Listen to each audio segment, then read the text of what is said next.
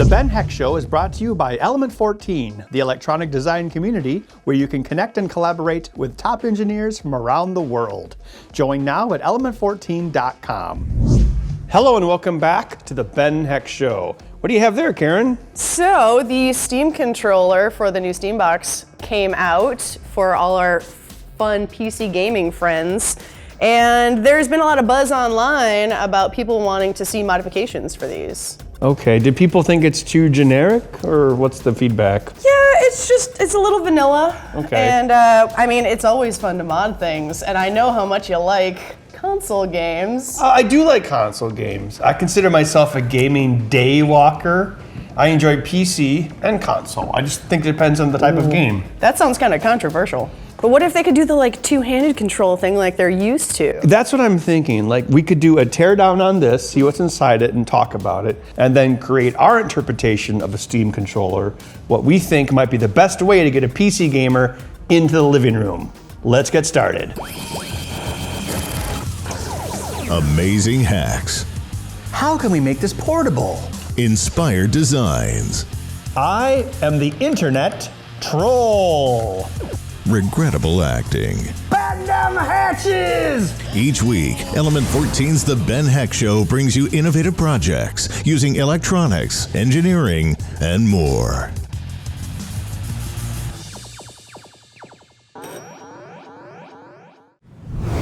So didn't you used to be a PC gamer back in the day? Yeah, I really enjoyed PC games a long time ago. Wow, that sounds like a long time ago. That sounds like before there were even PCs. Oh, wow. On the inside of this, they have That looks interesting. a drawing of the internals. Oh, look, they put the batteries on the sides, just like the Ouya controller. Clever. Oh, yep, and there's the analog triggers. I wonder if they use Hall effect sensors. I don't see a potentiometer. I bet they do. This is very Valve of them because like in Portal 2, in the loading screens, they show you exploded views of the robots. Well, it's all cardboard, fiberboard, which makes it better for recycling. Oh, what's this? Oh, it's the wireless dongle, I guess. I guess that's a good, what is this? Charging station? It's heavy, whatever it is. Oh, it's a USB breakout. See, everybody wants to have buttons back here because otherwise your fingers are just like doing nothing. It's very clicky. I'll just switch it. Oh, that's how you open it. Okay. Oh, the buttons are under here? Look at that. Wait, there's a little kick-out lever or something? Oh, an eject button for the battery? Is that what that is? Looks like it. Oh, these batteries are good until 2025. Man, that's like, the Terminators will have taken over by then, who cares? It is a battery eject. Eject, eject! First controller ever with a battery ejector. Instructions are pretty vague. This is just an extension, that's all it is. Yeah. Maybe it's because if you have this in the back of your computer, it might not have as good a range if it's sitting on top of your computer, on top of your desk. Mm-hmm. But yeah, it's just a dongle extender. Makes sense that it would be weighted. Oh, it did something. Ah, it's rumbling. The Taptic engine is engineing. Sounds like we're dialing up to a network connection. You know what we should probably do next is take it apart. So, what was your favorite Valve game ever of the 4 games they've made? The first Half-Life. With the G-Man? Yes. The first Half-Life totally blew me away. Oh, yeah? I was so impressed at the opening scene on the train that I didn't even, I just stood there. I thought it was an animation, and when it came to the time where the control was released to the player, I just didn't know what to do. So I sat there for like 5 minutes waiting for something to happen. And then I realized that I could move. And then in the test chamber, when everything went crazy, it was just amazing. But you know, that was, man, what year, when? 1998. Wow, that was a long time ago. Well, maybe, I think I'm making it sound like it was longer ago than it actually was, but. Now, what was that, like 17 years ago? I guess that was a while ago. And we still don't have Half-Life 3, and we probably never will. That is quite a stout sticker. Oh, look at that, what a surprise, a screw. Looks like they probably have an option for a rechargeable battery pack. Or something. The screw looks different. It's longer. Probably from... Oh no! Well, the Steam controller is ruined. Bye. Oh. Well, you've got the dome pads, just like the D-pad on the Xbox One. It's kind of funny, this modern game controller has the same sort of tack switch button that the Atari 2600 joystick did. Yeah. The Xbox One also uses these for the D-pad. I wonder what those are. They look like ground pads. They don't look like they're attached to anything separate. See, they just go to ground. And it looks like an XP who merged with Freescale this year. And there's your, bog standard analog control there. It looks like there are haptic engines under each one of these pads. See those metal boxes? Okay, so obviously we don't want to tear that. And release the ribbon cable from back here. Whoa. Great. So these are circular touch sensors. I believe they're capacitive. So you have a touch sensor and then you have a haptic engine under each one of them. Haptic is basically a fancy way of saying using rumble motors to simulate certain feels. So with virtual reality, with the right haptics, you could have a glove that makes you feel like you're touching like a brick wall. But with this, I believe they use the haptic engine to make you think like you're moving a trackball. So even though it's concave, your thumb thinks it's convex. Because if you think about it, when your thumb moves in a concave fashion. Gosh, there's not much on this, really. It's actually a lot simpler than like an Xbox One or PlayStation 4 controller. This has an accelerometer on it too, doesn't it? So it knows like its orientation in space.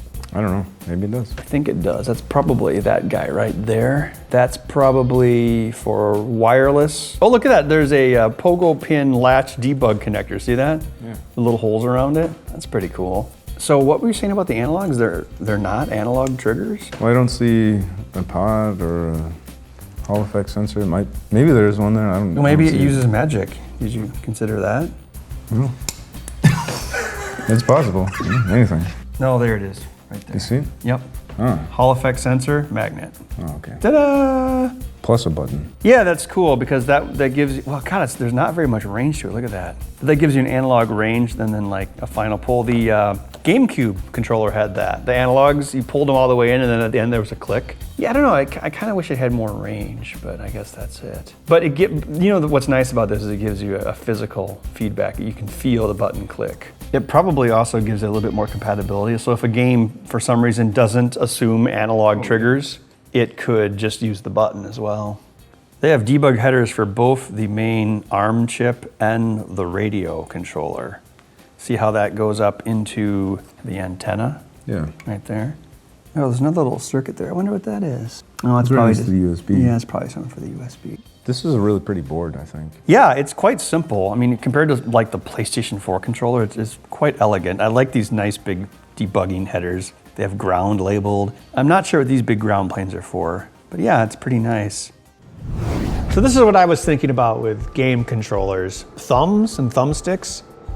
Your thumb moves like this. It has a pivot point down here.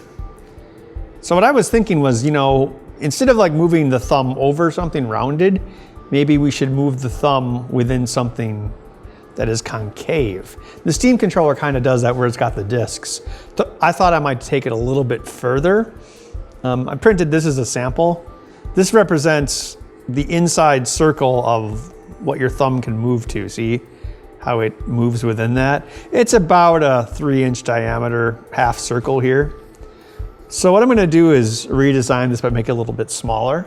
Okay, so first I make the disc itself, and there's gonna be a magnet here that's going to attract to another magnet inside of the base. And then around that, there'll be a disc, and this is actually what your thumb presses. And we could possibly put a cap on this, or we could just put a little piece of sandpaper that actually gives you really good grip. So this has a curvature to it, which matches the radius of the thumb, or at least what we think it is. So this kind of represents that. I made it a little bit shallower than it really needed to be, but I think that will help. And then behind that, we render another piece, which is the actual disc frame that it will fit in. So you'll move this piece within this disc. And if you look at it from the side, you'll see there is not a huge amount of concavity, but there's definitely some. You see it here? If we make it too severe like this, it's just too hard to move the disc over, which is why we're gonna do a shallower version.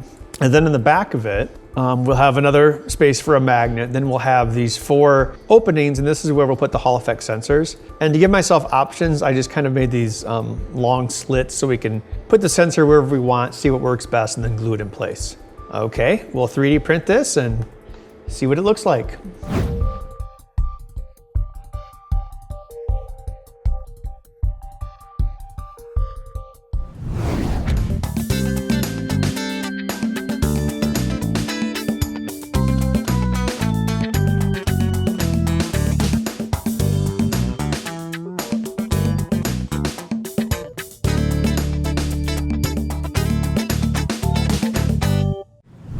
So we got this disc that we designed and 3D printed, and we're gonna use this as the player movement, probably on the left hand.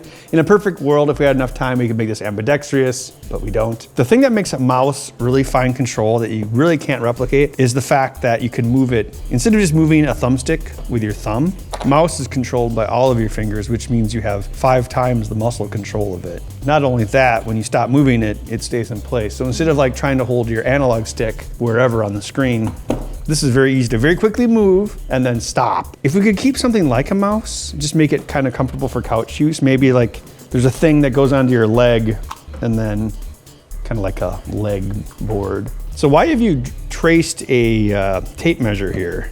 Because props are good and they make it easier to visualize possible designs. So we were talking about doing some sort of mouse design for the right hand.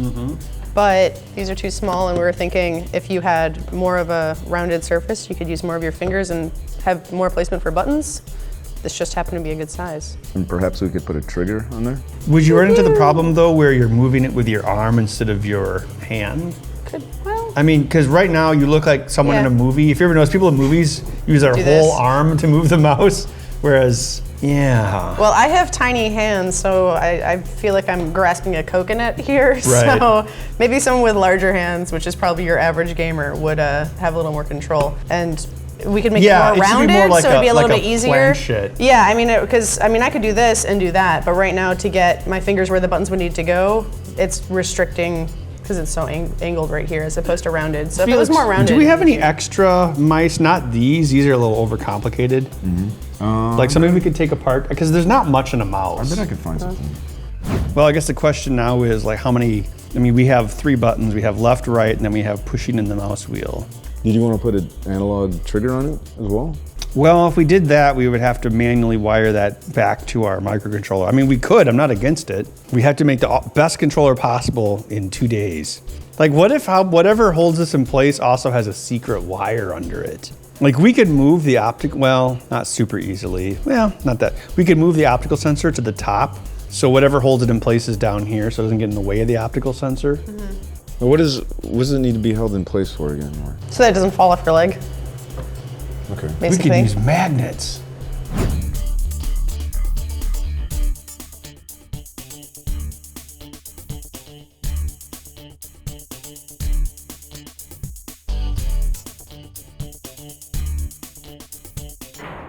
So this is the mouse shape that we came up with for our magnetic leg mouse. And we carved it into a basic shape. So I took a photo of this and then I brought it into Fusion 360. And there's a cool feature where you can set reference points on the photo and say, hey, that is 1 inch, and then the photo will scale to actually be the correct size. So I took a photo of this with a T-square and blew it up to the right size, hopefully. Okay, so what I'm gonna do is I'm gonna 3D print a base for this, and then we can build up our clay model from this. So it's gonna have a lip here, and then spots for the 4 magnets, and then this is where the sensor is gonna be. And I kind of like the idea of having like a rest here for your thumb so it feels like your thumb belongs there. So I'm actually gonna put a little extra lip there. Okay, just gonna do a few more things and then I can 3D print this. Da, da, da, da.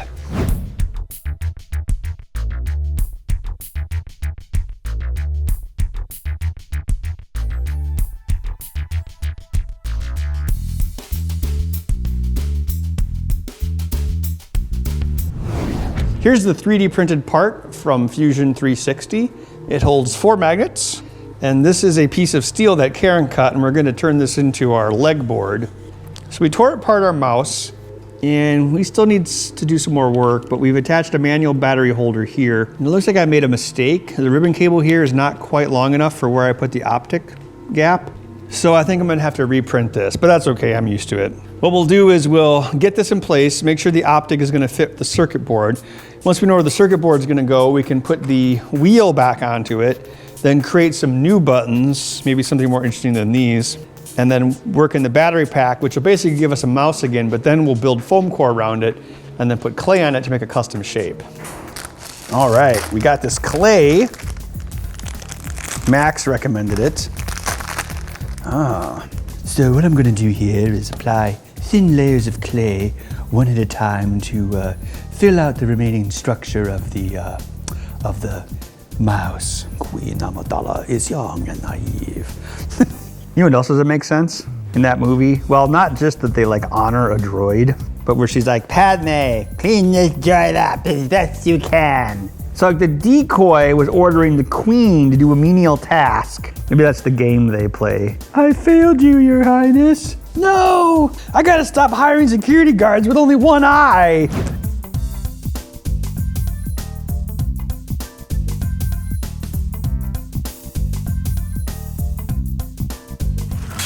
So the clay is drying on our custom magnetic mouse, and I'm gonna get started on the directional control. So I've got more clay here, and I'm just gonna try to figure out the best shape, you know, and then attach our directional disc to it.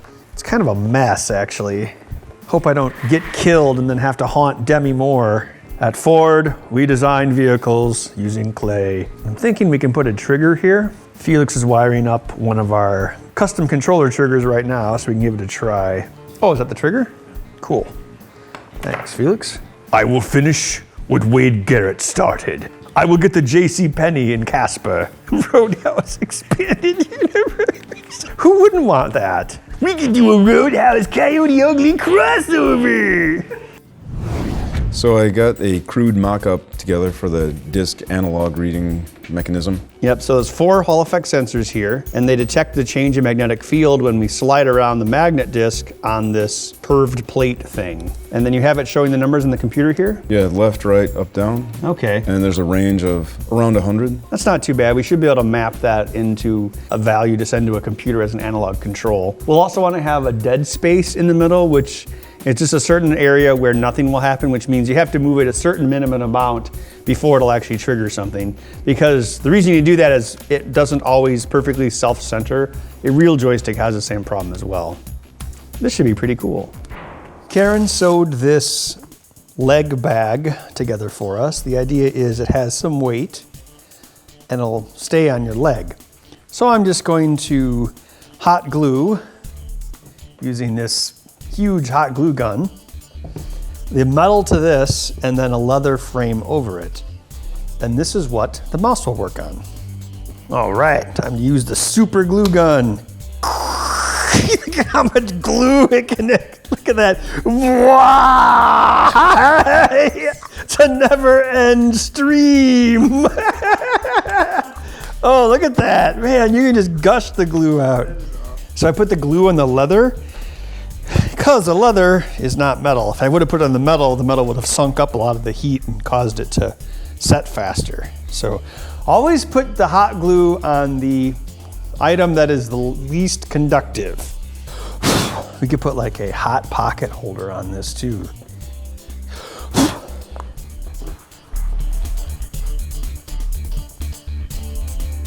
Motion controls.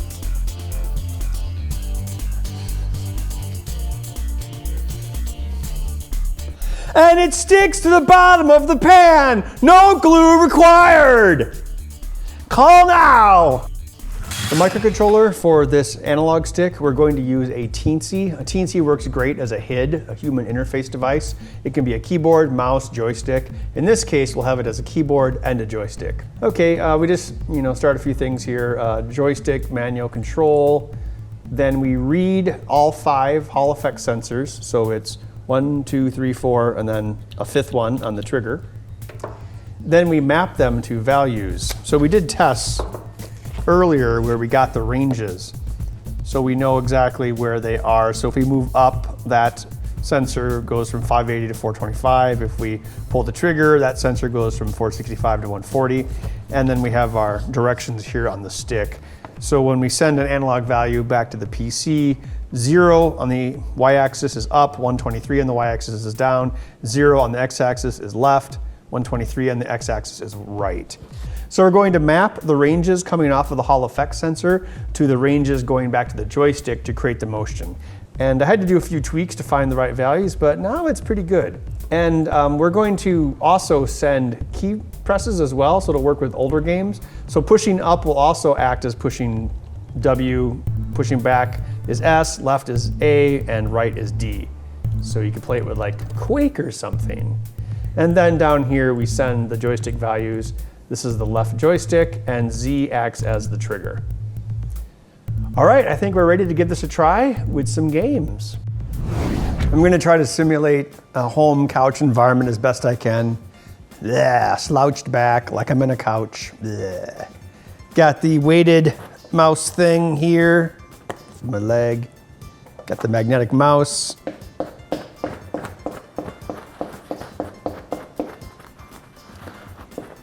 So that shouldn't go anywhere. Got the control wand. I mapped this to jump, and this is your direction. Starting Quake, because Quake never changes. So a normal controller, you gotta hold your hands together, but this one's whatever. They didn't have a run button in these old games because you were always running. Yeah, man, like, relax, dude, because, well, you know, you just gotta like live life like a sloth, man, and hang out everywhere. Hey, this is like private property, man. Oh, here, it's more comfortable to hang my hand down to the side, so that's what I'm gonna do. I feel like I'm like some friend in an Adam Sandler movie. He goes over and is like, hey, can you help me hack into a computer? Oh yeah, man. I'll help you hack into the computer. I just gotta finish playing this game that's like 20 years older than I should actually be playing in this movie.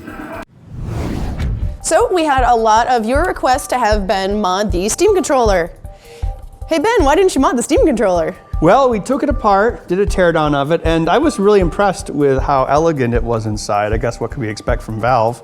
They're a very elegant company. And then I thought, you know, I don't really want to hack this up. I'd rather come up with my own interpretation of what I think might get a PC gamer into the living room. Okay. So this might make a console gamer comfortable with using a computer, but getting a PC gamer to play a game on their couch would be a bigger battle. Okay. That's the battle I chose to fight. So you've got a small mouse piece here. Tell me about that. So we took apart a standard mouse and we made it as light as possible. We changed the battery to AAA. We 3D printed a new base, put 4 rare earth magnets in it so it could stick to this base. This goes onto your leg. And the reason we made it light is so that it won't fall off your leg no matter what. Nice. Yeah, it took a little bit longer than just using a regular mouse, but it was worth it in the end. Well, it looks you got like a nice custom ergonomic design there. Yeah, my fingers lay flat. There's a good place to put my ring finger, my pinky finger. So yeah, it fits pretty well. And then this, well, you sewed this, the weighted bags that go around the leg to keep it in place. Yep. Okay, so tell me about our little joystick thing here. Okay, so that does your movement and also some ancillary button controls. We only have one button on it just to get the point across.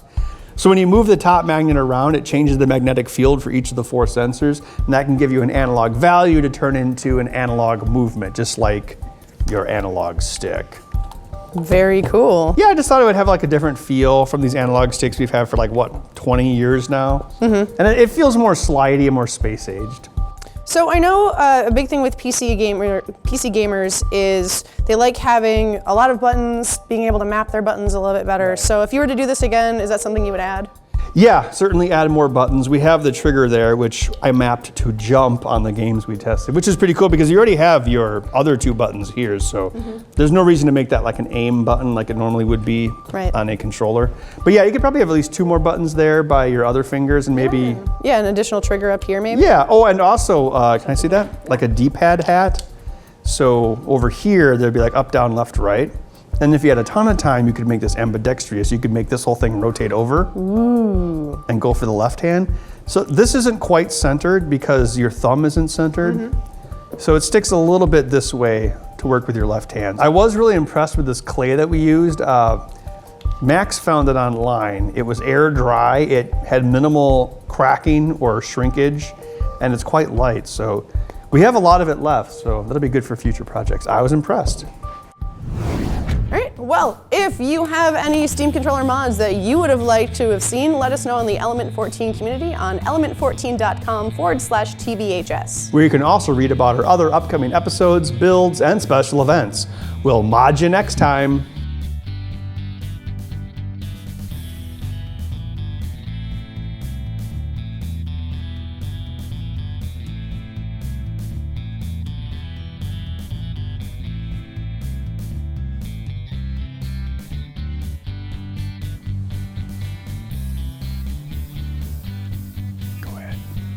What's the Elvish word for poop? He's been my companion on many a stinky adventure. Da, da, da, da. Da, da, da, da, da. Pads. Oh, you know what we should do is get like slider pads from the hardware store, you know, like for, Yes. yeah, you know, like They're magic just pieces sliders. of plastic. We could just, They're just, what? they're Oh just pieces man, of plastic. you just ruined my whole view on life. You mean magic sliders are just plastic? Pretty much like a piece of foam on the top. It's just rounded edges. Pretty much. Yep. Santa isn't real. No. The Ben Heck Show is brought to you by Element 14, the electronic design community where you can connect and collaborate with top engineers from around the world. Join now at element14.com.